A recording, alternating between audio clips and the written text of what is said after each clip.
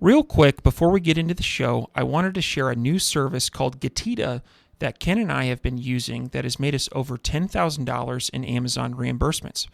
The service requires no monthly subscription, and Getita collects a small percentage of the money they recover for you.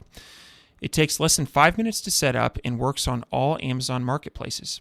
Go to Getita.com, Getida, and enter promo code FTM400. That's FTM for Firing the Man 400 to get your first $400 in reimbursements commission free. How much money does Amazon owe you? Welcome everyone to the Firing the Man podcast, a show for anyone who wants to be their own boss. If you sit in a cubicle every day and know you are capable of more, then join us. This show will help you build a business and grow your passive income streams in just a few short hours per day. And now your hosts, serial entrepreneurs David Schomer and Ken Wilson. Welcome, everyone, to the Firing the Man podcast. On today's episode, we have the pleasure of interviewing Clayton Patterson, the founder and CEO of Digital Space Marketing. Clayton's journey began at the young age of 15 when he delved into website development. He has since grown Digital Space Marketing into a powerhouse, achieving a remarkable 600% revenue increase in 2020. With a diverse background that includes experience as an attorney and a passion for data-driven strategies, Clayton has helped countless businesses thrive. He's also the author of Blast Off, Supercharged Marketing for Small Business Success, and an active investor and mentor. Join us as we dive into his insights on digital marketing, growth strategies, and more. Welcome to the show, Clayton. Thank you. Thanks for having me. Absolutely. So to start things off, can you share a little bit about early entrepreneurship and website development at age 15? Yeah, absolutely. I've always been kind of a tech nerd. I'm 35 years young now, so born in 88. So grew up, at a young age playing outside and stuff, and technology became more and more integrated into our lives. And so I would take computers apart, and my first computer, update the hard drive and all the little nerdy things like that, which was super fun at the time. And so when high school approached, I wanted to learn as much as I possibly could about website development and took a bunch of classes using Dreamweaver, Macromedia, for anyone out there that knows it, building HTML buttons and all of that. And so that was really my first experience in the development world. And from there, I really enjoyed it. And I enjoyed, entrepreneurship as well. So it went hand in hand with building things and being out and not knowing what the future holds, but creating something, right?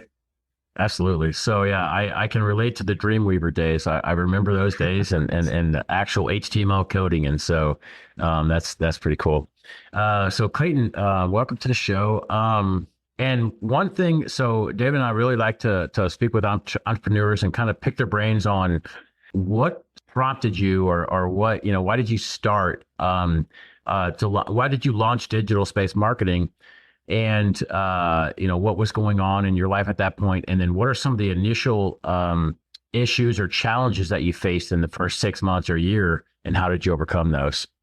Yeah, so I think to zoom out a little bit to answer the question. One, I love the theme of y'all's podcast, Firing the Man. And it really, it weaves into my story where I got out of law school. Before that, it was MBA or law degree. I figured, hey, I don't know what I want to do. Let's hop in law school. Let's use the law degree for business. When people asked me in law school, what do you want to do? I said, use it for business. And they thought I was crazy, right? So got out of law school, took a job as a CEO of a small marshmallow company in Sanford, Florida, which was super fun. So until I realized that they had $5,000 left in the bank account, I was in 6 months and they were just hemorrhaging cash, trying to turn it around, get big sales. I got them in Universal Studios, which was really exciting, but they were starting to run out of money. So I left that, and I had friends and family asking, hey, can you do our wills and trusts? And I said, yep. And as you guys know, as entrepreneurs, say yes, figure out how to do it, especially in the early days. So I figured out how to do it, bought a software drafting system for probably like $100. Hopped on YouTube, figured it all out, drafted some basic trust. But I got the first check, and they said, "Who do we write the check to?" I was like, shoot, the Finity Law Firm. So I launched the Finity Law Firm, and under the domain finitylaw.com. And so from there, again, hopped on YouTube. You'll see this throughout my life. Hopped on YouTube. WordPress was around. Started studying technical SEO. Built the website out. And from there, friends and family said, "Whoa, you just built this website. Can you build us one?" And I go, "Oh, okay. Practicing law, website tech, like, let's go for this." So that's when a cosmetic dentist asked, "Hey, can you build me a website?" I built my first paid website. I think it was actually my fourth paid website. I think I built my first three for $750 total. Right. Wow. And one of the last ones we just built was trustcobank.com, decent sized bank, 80 to 120 grand range, 3,000 pages, etc. But that's where I started. And a cosmetic dentist came around, built him a website. And when we launched that website, he said, "Hey, who do I write the check to?" I said, well, I don't want to be digital space development. Let's do digital space marketing. Built the LLC, et cetera, et cetera. And I wanted to focus on the reoccurring revenue aspect, right? You need this solid foundation of websites. You need to understand that skill set, especially in the marketing world and as an entrepreneur. But once the website's live, that's when the work begins driving traffic to it. So I wanted to focus on YouTube ads, social media marketing, top of the funnel, Facebook, Google ads, et cetera, et cetera. And then from there, it just kind of rolled through. And Finity Law, that early domain that I built out, continued to grow eventually into a beast. I was watering that tree monthly, and it grew into a mighty oak, all the way to the point where it now generates 2 to 3 leads a day. There was lawyers working there. I'm now strategically working on a new merger with a larger firm that, with the skill set that I have and the leads that I've generated. And so it's been fun. It's been a fun journey in the digital marketing world. And I think it's obviously a very important subject for general entrepreneurs and anybody doing business. They need to understand it. The internet's here to stay. Absolutely. Absolutely. So let's talk about kind of the early days of digital space marketing and take us along the journey of growth into 2020 and beyond. Yeah. So, there's a few themes in there and stuff that kind of jumps out. One of them being, I think my first paid monthly client, and numbers don't really matter in a sense, but it was probably like $3,000, right? Getting paid monthly to do all their SEO, their pay-per-click ads, all of that. When I got the second account, let's say at $3,000, that's when I hired my first employee. I kind of realized, sure, I could make $6,000 a month, which would have been double what I was making, the previous months, which is great as a early startup. But I figured invest in other people. The only way to build something worthwhile and to really generate, enterprise value is to build something bigger than yourself. So cut my salary in half, paid someone half the money, and started building a team from there. It at first started as word of mouth, taking a lot of different types of websites, taking a lot of different types of clients, and just really grew from there. We still have not done heavy marketing for the marketing company. So we're very particular with certain clients we take. And personally, as an entrepreneur, I see the marketing company as a tool, even the law firm as a tool to get involved in other organizations, to add value to other organizations, to launch other domains, websites, and then plug them into the marketing company. So as the agency's grown and grown, a lot of stuff that I'm doing for clients, I'm actually doing for myself, for related brands that I'm involved in from an equity standpoint.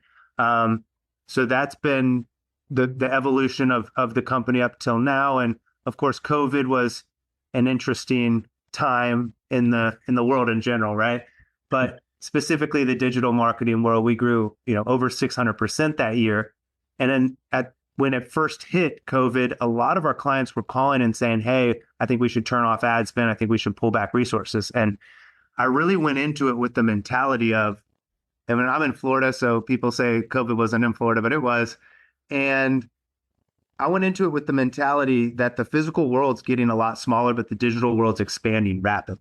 People were moving out of their offices, businesses were closed, but yet cell phone screen time was up. That's a massive opportunity for digital marketers to build brand awareness, to sell products and services, et cetera. Even for, let's say, a dental clinic or a lot of we have a lot of elective surgery medical practices we do marketing for. A lot of them couldn't take appointments, but you just shift the ads. You don't focus on, you don't focus on getting people in the door this week. You focus on brand awareness, getting more eyeballs on the brand, getting future consultations, start building the relationships at the top of the funnel that when you can open in a month, 2 months at the time, we're going to have a lot more leads and be able to really outperform the competition and capture market share. So we went into it with that mentality. We were doing a lot of clinical trials and clinical research, recruitment as well. And that was, a hot topic at the time too. And I think that space is still growing a lot. So we play around there too. But it was a very interesting time for growth and in that space. There was something that you said that I want to revisit. I really, really like this. You said to build enterprise value, you need to build something larger than yourself. And the steps that you took were to take less money and hire somebody. And I think this is something that a lot of people get hung up on. I know I personally get hung up on this. Oh, I could do it. I'm not going to hire somebody. I could do it. And so can you talk about that decision? And what were some steps that you took to, bring that employee in and to start building something that was larger than yourself? Yeah, at the time, I didn't really understand it as much as I do now, right? That was probably 6 or 7 years ago. I thought it was just a smart move. Now I realize it was a smart move, and it is a smart philosophy to live by and recognize, as you just mentioned, recognize the resistance to spend more money and for a lot of people, right? And so I think I'm part of a venture group here. And part of the reason I joined this venture group here was to learn what this enterprise value meant, what it is, how capital's raised, and how investors look at companies. I think there's a massive misconception, and I get a lot of business listings sent to me. There's a big misconception of, hey, we're building a company. Hey, we have this revenue. Hey, I have a job, as opposed to working on the job and building something that can actually sell. Like, I'll use digital space marketing as the example. Let's say we're doing $2 million a year and annual reoccurring revenue, 90% reoccurring revenue. Like, the multiple, I'm just throwing stuff out there. The multiple could be like 3 to 5 times, right? But if I can grow that to 5 mil, the multiple jumps to 7. Like, that's a massive jump, not just on revenue that I reap the rewards of while I'm harvesting this field, while I'm eating from the fruit and the field, but it's also down the road, all of that time in to hit that $5 million mark and get that extra 2x on a multiple is something I didn't really understand. And I didn't really understand what types of businesses, one, are investable, two, what investors and strategic partners would look for in a company. They want operational efficiencies. They want the company to be bigger than Clay Paterson.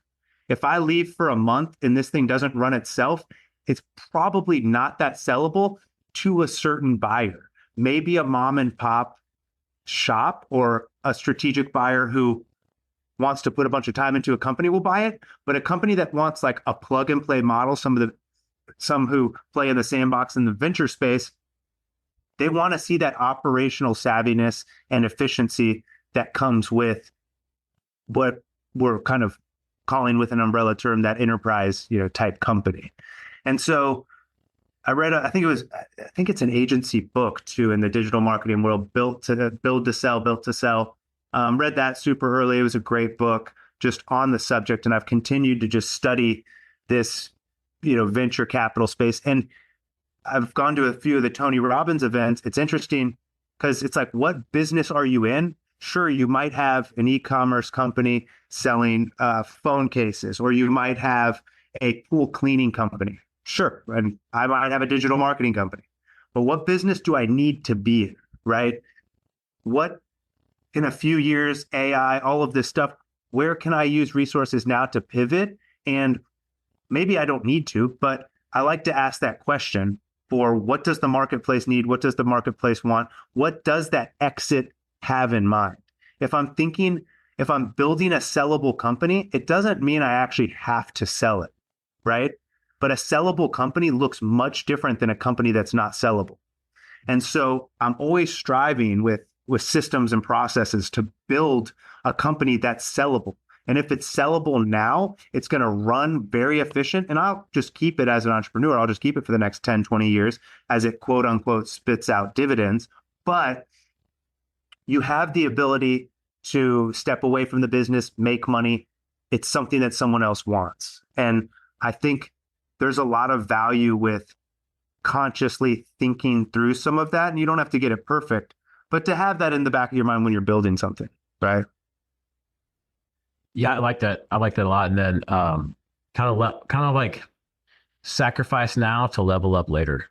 Absolutely. Yeah. And I think that's like exactly what it is. You see just because the example we were chatting about earlier, the 6,000, 3,000 first employee example, it's like, yeah, my bank account says it's 5 steps back, more than 5 steps back. So it's 3,000 steps back each little dollar, right? But it's a massive step forward. It's a massive step forward as a leader trying to understand how to hire someone, how to interview people. There's a lot of skill sets that's developed at an early stage when you start taking that action for the long term. It really changes things, and it makes it more manageable. I think in today's society, we want instant gratification.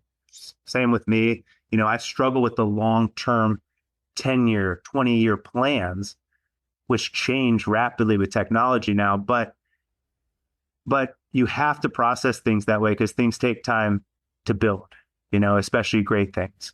Yeah, absolutely. So I kind of want to pivot a little bit into some technical stuff.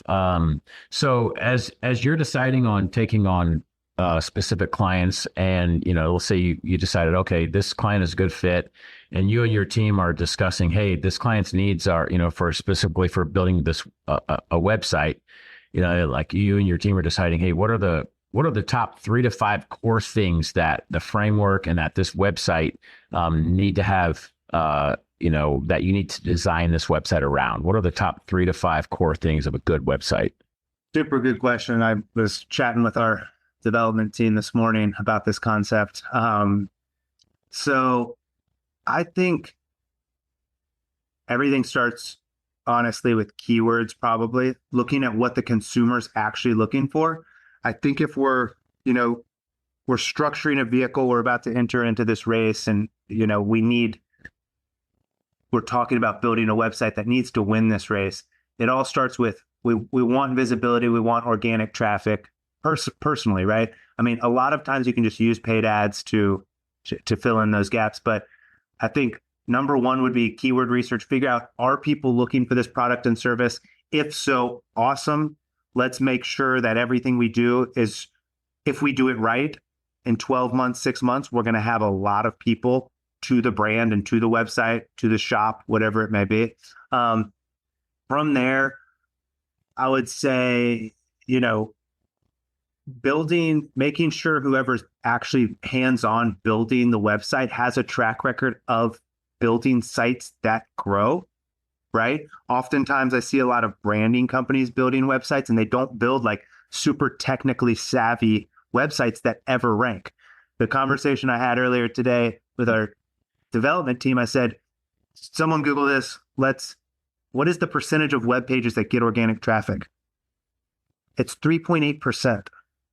96.2% of web pages don't get a single organic visitor. That's insane. And with the second statistic they looked up was how many web pages are put on the web per day. I think it was 250,000. If you're listening, you can double check. But with that much content being produced and that much not ever getting an eyeball on it. It's too competitive in the industry to just blindly get a company to rank properly. So vet. So one, keywords. Two, vet the company, whoever's building it. Make sure they have a track record that they've built vehicles that win races. You're going to a dealer, you're entering into a race. You might look at someone might sell you the Honda Civic and they're going to say, hey, you're going to crush this race. It's awesome vehicle. It's great. Or maybe it's a Ferrari with a Honda Civic engine. And you enter into this race. It looks beautiful. The design, the user experience, spot on. But again, no one ever visits it and it never ranks and wins this race. So I'd much rather have a website that looks ugly, that generates 100,000 people to it a month, than one that looks beautiful and generates no one to it. I can change the design really fast, but it's going to take me a long time to actually get the site to rank, right? So one, keywords. Two, checking, making sure whoever's building it has the ability to structure this thing correctly, all other things being equal. And then three, probably systems and processes in place to, check that work, be able to look at it. A lot of, I'm not a mechanic. I don't know cars very well. Like, I don't have the ability to look under the hood of an engine and tell you what it is. You can put 5 engines in front of me. I don't know which one's the Hemi, right? So, but I can pay someone, a mechanic, to tell me which one's a Hemi. There's lots of tools, SEMrush. There's Neil Patel's Uber Suggest that'll run site audits. You can check the company's work, right? And be able to see. Screaming Frog will pull everything out too. You can check the company's work to make sure right when your website's launched, I can kind of tell right away the way a website's structured if it's going to rank or not. It's pretty easy. Most likely, I always go into the assumption it's never going to rank because our 96% little fact earlier. But if it's done correctly, it will rank. And so, the foundation is keywords, making sure, that's all sound. And then there's lots of different, obviously elements to technical SEO when it comes to site speed, user experience, time on site, all sorts of things that can be added, manipulated, evaluated, changed. I think, to throw in like a bonus tip, I think getting out of the mindset that a website's like a one and done thing needs to be broken. A lot of companies think, hey, I'll rebuild it this time, or hey, I'm gonna, let's rebuild, sure, but I don't need to do things monthly for it. Like, I look at a website as an evolving being almost. And considering AI now, look at how many algorithm updates are just crushing websites. I'll look at websites that people reach out and they're like, yeah, our sales and marketing has been down a ton. And I'm like, did this start 3 years ago? Yeah. Did you notice this? You had 1,000 keywords in the top 10 positions and now you have 17. Did you notice all your traffic? No. Did you hire a website building company to build you a website in August of 2020? Yeah. Is that when your sales dropped? Yeah. Do you see where I'm going with this? Yeah. Do you see the elephant in the room? And so I think, you've got to look at these things as evolving and constantly be on top of them. Don't just build it, leave it, forget it. It's too competitive out there. It's never going to rank. You're not going to win that race. And then, to add in for entrepreneurs out there, any business owner or CMOs, paid ads can fill those gaps. The click-through rate for the top Google ad positions, 2.1%. The paid organic position, number one, is 42%, right? So clearly the consumer trusts the organic positions much better than the paid ads positions. But you can still generate quality traffic using paid ads if you're not in those top 10 positions organically, right? So paid ads work right away. SEO takes some time. You're launching a new venture, you're going to lean heavier on paid ads than organic traffic because you don't have any organic traffic. So keep that in mind. Know that, your marketing expenses and testing needs to, reflect that as well. One of the first questions an entrepreneur has to ask themselves, let's stick with this race car analogy, I like it, is what is the general type of race car? Is it a Shopify race car? Is it a WordPress? what would be your recommendation on platform? Yeah. You guys are doing a ton of e-commerce, right? Yeah. Yeah. And so, I mean, WordPress, Shopify, I mean, the Squarespace, I'm not the biggest fan of. Wix, I'm not the biggest fan of. A lot of people are doing the Webflow stuff these days. I like WordPress personally. For e-commerce, Shopify is awesome. Like, I think it's great. What's y'all's opinion on like best e-commerce platform? Ken, this is your sweet spot. Yeah. So definitely Shopify for e-commerce and definitely WordPress for SEO. Yeah. And so it's kind of any service-based company we're building with WordPress typically. I mean, you don't need custom design. You typically don't need like a headless WordPress development environment. And then Shopify, it just seems great, simple. I think the SEO behind it, what I've seen in the sites we've built with the platform, like they rank good.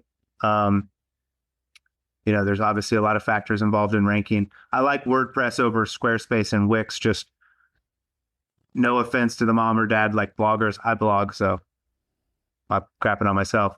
But Wix and Squarespace seem like it's more like for mom and dad, like bloggers, not serious business owners. When I see a business that's making over $1 million on a Squarespace site, I ask them who built it, and it's usually like a 22-year-old in their parents' basement in their underwear.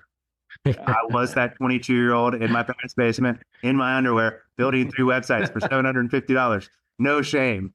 I am just saying, if you're a multi-million-dollar business, you should have a little bit of a more flexible platform that one, you can strip a lot of code out, you can host in your own, you can host in a better environment, hosting, speed, reliability, security.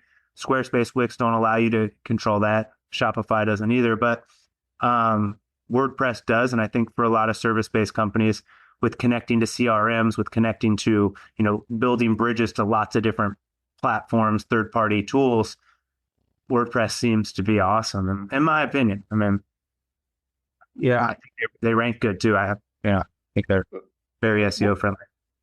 One other comment on this, and this kind of dovetails into my next question, is when you go with these more common hosting sites like WordPress or Shopify, the pool of developers is much larger, and the pool of talent that you can hire out of is much larger. And so, which leads to my next question. I've taken note of in a lot of your responses, the individual that builds make a comment, editor, on that.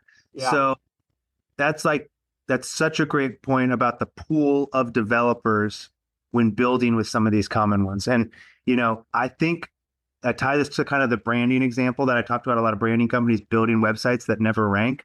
Like, I see a lot of development companies out there building these like super way overcomplicated websites. And what that does, we're digital space marketing, we're not digital space development. What that does is it creates jobs for developers, which increases the cost to the entrepreneur and business owner and makes things much more complicated.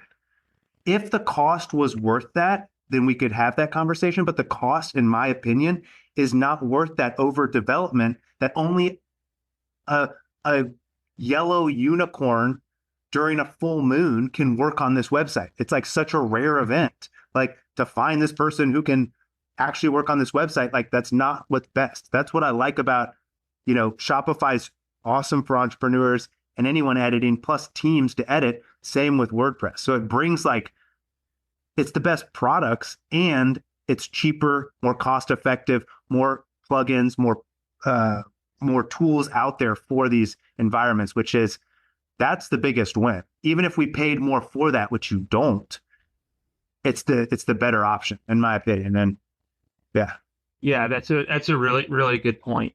One thing I think a lot of people struggle with when they're engaging with a developer is what to ask for. And of course they don't want, a really complicated site that's going to be expensive to manage. But also they don't want a really pretty website that no one comes to. Yeah. And so when somebody is evaluating who's going to be the right person to build their website, what are some things that they can request? I want, when you build this website, I want these 5 things. These 5 things are very important to me, and they need to be included in this website. Yeah. So to answer as a politician, like I think it depends on who the client is and like what their needs are. If you're a first time solo entrepreneur launching something and it's like a test drive of, testing a business, you obviously want to keep the costs down as much as possible, get the minimum viable product to the marketplace, and then pivot, test from there, make a bigger investment into a website. So like for that, I would be looking, can I manage the website myself? Hey, digital marketing company or development company, do you have tutorials on how to manage this myself, right? If a company says no to that, it's probably like a red flag. Like even with us, with big banks and stuff, sure, we'll tell you, we don't want you to do that. Because if you go into this engine and you start tweaking things and it crashes, well, that's on you. Like, and we've seen that, of course. But for enterprise companies, then it's, what are the costs? I think it goes to, if they're getting a lot of traffic already and it's a rebuild, then, is this going to be on separate servers? What's the hosting environment like? What's the backend security like? Who's the team managing it? Tell me the system about uploading new pages and things like that. How do you structure titles? Like, I don't know if a company is going to want to get like that into the weeds of vetting the company, but I think it also goes to the industry not being regulated and not knowing what you're getting. And I think that's like kind of where your question like comes out of, is someone's spending a bunch of money and how do we know we can trust them? What should we ask them? How do we do that? So I think referrals like of websites people have built, don't just look at the body kit of the car. Say, hey, can you send me a few websites that you built in my space? Also send me the date you built it and the last, let's say it was built 2 years ago, send me the 24-month organic keyword trend traffic from SEMrush. Send me that too. So if that company, sure, they built a beautiful car 2 years ago, but if you see the trends, there's like, hey, you lost all the rankings. Well, oh boy, that could be a red flag, right? And something that you'd have the ability to really dodge a bullet. At our company, what we've done to mitigate this, and I use the legal example a lot because the Florida bar regulates what attorneys can do in the state of Florida. There is no governing body for website development. I can charge any price no matter what the website is. And most people, sticking with the car analogy, don't have the ability to look under the hood of the engine and check my work, right? So what we did at our company is we built a checklist that goes through what we do during the pre-development stage, the development stage, the testing stage, right? And this is a client-facing one. We use ClickUp to manage all of our internal systems, and our developers checklist is much deeper, but it goes through, we show the clients of, hey, before we even build the website, before the house is built, this is where we're going to lay the water pipes. This is where this wall is going to go. This is how we're going to structure this. That way we know when we build it, we don't have to rip all this stuff apart, right? And so we walk them through how the design phase is handled, how the quality control phase is handled. So if I was looking to build a business, I would ask them, what systems and processes do you have in before the development phase, during the development phase, after the development phase? And I would, try to use, again, we don't have to be experts in the engines, but I would try to use a tool to be able to check that work. I do it all the time. If a company says, hey, I'm hiring, I won't name drop a competitor. I'm hiring X to build my website. Here's a sample that they showed me that they can build. My response is, we can put any body kit on a car. I've run a technical audit on it. It's butchered. And here's our checklist. And if that's the body kit you want on the car, we can build that happily. But under the hood of the engine, it's going to be much different. And then here's a few sample sites of organic traffic trends that this websites that we build actually generate traffic. And so, I think that's something, if the company's can develop the skill set of checking stuff like that, I think it's critical because there is no governing body. Anybody can charge any price. It's a complete racket out there. I've had grown men in my office who built their first website in the 90s in the personal injury space, which, as you know, is one of the most competitive online. And they hired a company to build it. They saved $5,000, and the company that built it crashed their entire website. And they've been in my office bawling, crying. And we've restored the database, then started the rebuild, got the rankings back, et cetera, et cetera. But, unfortunately, there's people out in the environment that are cutting corners or just don't have the skill set to build this, which is fine. It is what it is. Everybody has the right, to work and make a living and want to do that. But for the business owners and entrepreneurs and anyone out there like in positions, watch out for that stuff and try to develop just a few tools, not many, 1 or 2 tools to be able to check other people's work, previous work. And if you're going to hire them once it's launched, check that too. Yeah, absolutely. No, that's sound advice. So Clayton, what are your future goals for digital space marketing, and how do you plan to continue to drive that growth and innovation? Absolutely. So good question. I've been waiting for this AI thing to kind of shake out a little. We haven't made too many like big moves in the sense of building systems and processes around it. Our content team, of course, uses it to plan content out and stuff like that. But we're now beginning to look to building more systems and processes out for our companies. And so really that looks like building some sort of SaaS dashboard that there seems to be a disconnect with a lot of companies from what they're spending on. Let's just use Facebook ads to where did that person go on the website? Did they convert? Did they upsell? Did we retarget their friends and family? Where do those leads live? How do we get reviews? Can we text them?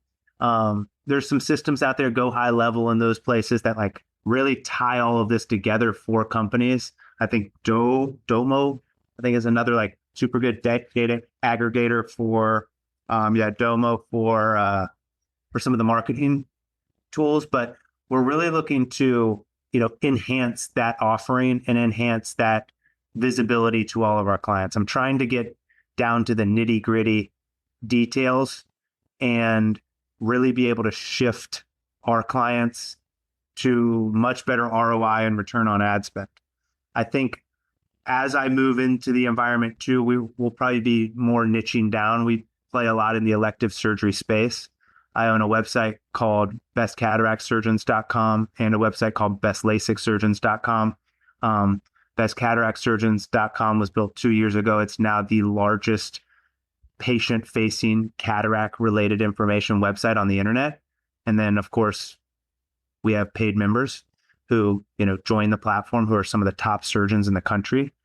And so for me, that elective surgery space is something that's super exciting. I think with digital space marketing, I need to process like, are we selling newspapers at a time when the internet is being launched?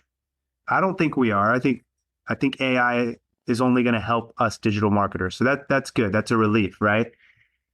Also, I'm in North America. We're in the United States. Like the baby boomer generation is getting a lot older. How does that affect, certain medical procedures? How does that affect certain products on y'all's end from the e-commerce perspective? What products are they going to need, want, et cetera, et cetera? So really thinking through like what's coming.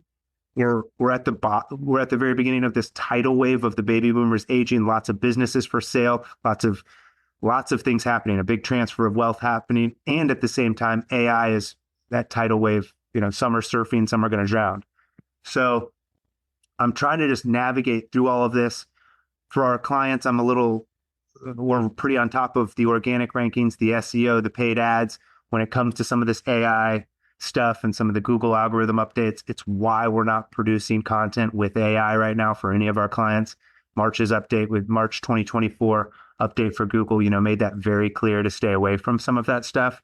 There's obviously tools and stuff you can get around stuff, but it's really trying to keep an eye out for these growing trends, these growing markets, how we can add more value to clients, and continue to just kind of navigate and play around in the sandbox that us entrepreneurs are in. Excellent. Yeah, I really like two comments on that. I really like how you've said you're kind of pausing on the AI piece. How just to see how I'm on several newsletters for AI, and every day there's new tools that come out, and there's new tools, and it's just a battleground right now of we need to find out who's gonna be relevant to bubble to the top and build something that's going to be adding value. And so I like how you're pausing there. The other comment is I really like how you're going after premium services, so elective surgeries, things like that, where the margins are enhanced on those leads versus playing in the bottom of the sandbox. I really like that. That's that's a smart move. I think it's like just like working. No one cares how hard I work. No one, I gotta work. We have to work smarter, right? And the developer conversation I had earlier this morning, we're talking about technical SEO, and it's like Google doesn't care that you work 60 hours a week on a website. Right. This is what it cares about. It's very specific. It's not going to reward you for your hard work. It rewards you for working smarter, creating a better user experience, and et cetera. And I think the marketplace is like that as well. I think on the AI stuff too, it's definitely a battleground right now, and it's very interesting the multiples that a lot of these AI companies are getting, and the pre-revenue valuations are insane. It's a wild little thing right now. So there seems to be a lot of opportunity too around SaaS models and products, which is something I'm keeping an eye on and going to kind of navigate towards, especially if I can build something for my own companies that works really well, that's scalable, and then start deploying across the networks. Maybe I build a product for cataract surgeons and then I offer it to all those members, right? Stuff like that. So I think it's just it's trying to. I appreciate feel blessed to be chatting with you guys. I think a lot of it's having conversations like this, right? Talking with other people who are in the environment, talking with other entrepreneurs, talking with people who understand the internet, who understand it's here to stay, who want to use it to grow, and finding that network of people who we can all grow together and learn, right? I think the more conversations we have around it, the more we're able to navigate through this environment. Yeah, absolutely. David, as we look to close out the show, any other last questions for Clayton before we move into the fire round? Let's get into it. Awesome. Clayton, are you ready? Yes. All right. No. The fire round is it's a series of 4 rapid fire questions that we ask all of our guests. They're softball, so don't worry. What is your favorite book? Power of Now, Eckhart Tolle. Excellent. What are your hobbies? Hobbies, snowboarding, like backcountry, helicopter stuff, wake surfing, outdoors hiking, all that type of stuff. So yeah. Okay. So you're a thrill seeker. Yeah. I like cold plunges. I like saunas. I like all that uncomfortable stuff. Awesome. What is one thing that you do not miss about working for the man? Oh gosh, there's a lot. Trying to figure out the best way to answer this too. I think the first thing that I'll just do, the one that jumps to my mind, would be not having a ceiling. There's also there's a big floor for me too. I can go negative as an entrepreneur, but I can also go very positive, right? So, at an organization, you don't have the risk, but there's a ceiling typically with most jobs. Interesting. Yeah. We've never had that answer, but I really like it. Awesome. Last one. What do you think sets apart successful entrepreneurs from those who give up, fail, or never get started? Oh, I mean, it's the mind. That's such a general answer, right? But it's clearly the mindset in the mind. That's the only answer. It's looking at failure as opposed to a stepping stone to the next thing. I've had so many failed businesses, so many failed websites, and I got some that are worth a few $1 million. It's you've got to push through. It's like working out. You're not, one push-up a day is not going to do it. You're not going to get strong. You got to stay consistent. And that's all in the mind. Excellent. David, over to you to close out the show. Absolutely. Want to thank you for being a guest on the Firing the Man podcast. If people are interested in getting in touch with you or working with your company, what would be the best way? Best way is ClaytonPatterson.com's personal website. Do a lot of fractional CMO stuff there. You can get my book ordered there as well. And then the marketing company is digitalspacemarketing.com. Outstanding. Well, thank you so much for your time today and looking forward to staying in touch. Yes, thank you guys for having me. It was a great conversation. Before you go, we wanted to share a new service that Ken and I have been using called Getita that has made us over $10,000 in Amazon reimbursements.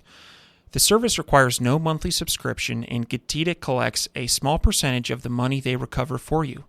It takes less than 5 minutes to set up and works on all Amazon marketplaces. Go to Getita.com, Getida.com, and enter promo code FTM400. That's FTM for Firing the Man 400 to get your first $400 in reimbursements commission free. How much money does Amazon owe you?